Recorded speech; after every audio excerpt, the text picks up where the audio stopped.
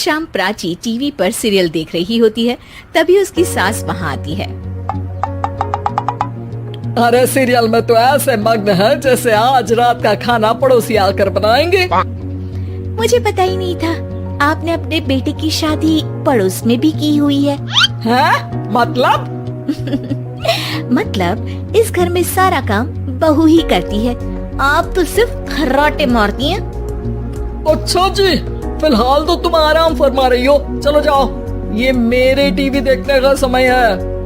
आहा, इसीलिए मुझे भगाया जा रहा है। सॉरी, अब तो बिल्कुल नहीं जाऊंगी।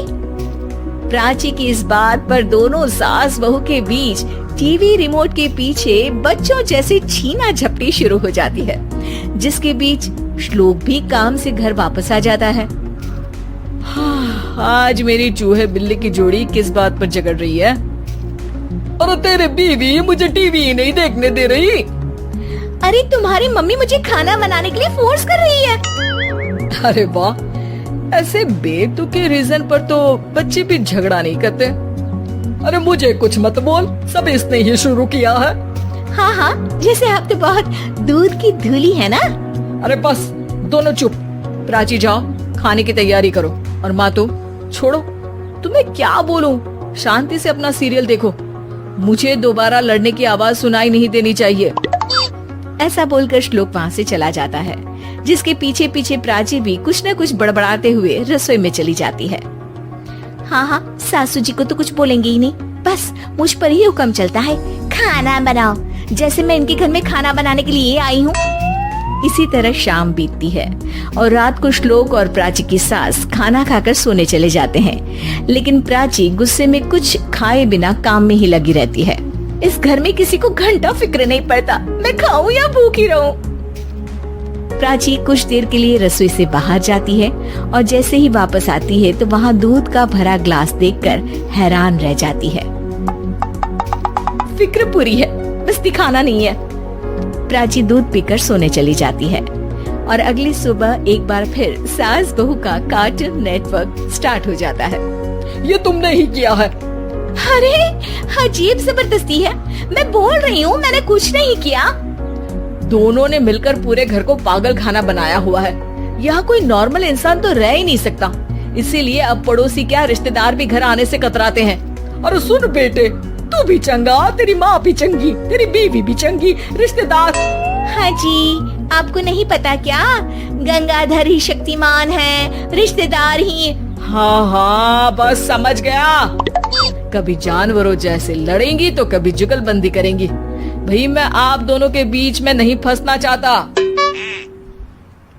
सास बहू की इस मन मौजी जोड़ी से परेशान होकर श्लोक अपना सिर खुजलाता वहाँ से चला जाता है। चलो अब मैं भी कीर्तन में जा रही हूँ। इस पर जैसे ही सास कमरे में अपना पर्स लेने जाती है तो वहाँ नाश्ते की प्लेट रखी देख मुस्कुराने लगती है और नाश्ता करके घर से बाहर निकलते हुए कुछ पैसे टेबल पर रख जाती है, जिसके कुछ देर बाद सिलेंडर वाला घर आता है। ओ मोरी मैया, मैं सिलेंडर के बारे में तो बिल्कुल भूल ही गई थी। घर खर्च के सारे पैसे भी मम्मी के पास है और श्लोक से बोला तो उल्टा 4 बात सुनाएंगे। प्राची ये सोच ही रही होती है कि अचानक उसका चेहरा चमक उठता है और वो घर में आकर इधर उधर देखने लगती है। तभी उसकी नजर टेबल पर रखे पैसों पर पड़ती है, जिन्हें वो सिलेंडर वाले को दे देती है। ये सब श्लोक देख लेता है।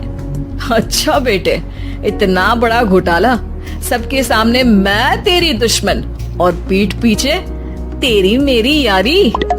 इस पर श्लोक एक प्लान बनाता है और शाम को सब एक साथ बैठे होने पर बोलने लगता है। माँ, तुम दोनों की बहुत लड़ाई होती है, इसलिए मैं सोच रहा हूँ कि प्राची को उसके घर छोड़ाऊं, इससे वो भी खुश रहेगी और तुम भी। अचानक श्लोक की ये बात सुनकर सास बहू शौक से उसकी तरफ देखती है। अरे ऐसे कैसे घर छोड़ाओगे, मुझे कहीं नहीं जाना। अरे तुमने बोला नहीं पर मैंने सुन लिया, तुम्हें मम्मी के साथ रहना अच्छा नहीं लगता, मुझे पता है। अरे वो अरे, जब बहू खुद कुछ काम बोले तो वो तुझे सुनता नहीं, और अब जो इसने बोला ही नहीं वो तू समझ गया। जब उसे नहीं जाना तो फिर जबरदस्ती क्यों कर रहा है? अच्छा, फिर आपको मौसी के घर छोड़ाता हूँ, बस अब आप दोनों एक घर में एक छत के नीचे नहीं रह सकती।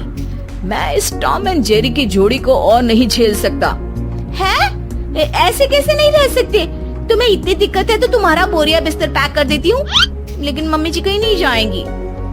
बिल्कुल यही सुनना था मुझे। अगर दोनों में इतना ही प्यार है फिर हर वक्त ये लड़ाई का नाटक क्यों करती हो? देखा मैंने कैसे माँ किचन में दूध रखती है और तुम उनके लिए कमरे में नाश्ता रखती हो, और कैसे वो पहले ही तुम्हारी दिक्कत समझकर घर में पैसे रखकर बाहर जाती है। अरे भाई, इतना ड्रामा तो डेली सोप में भी नहीं होता जितना तुम दोनों ने इस घर में फैलाया हुआ है।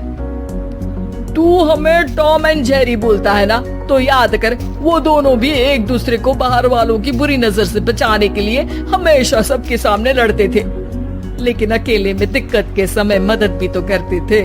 बस हमारा रिश्ता भी कुछ ऐसा ही है। और वैसे भी अगर सास बहू में तू मैं नहीं होती तो दुनिया वालों को कहानियाँ कैसे मिलेंगी?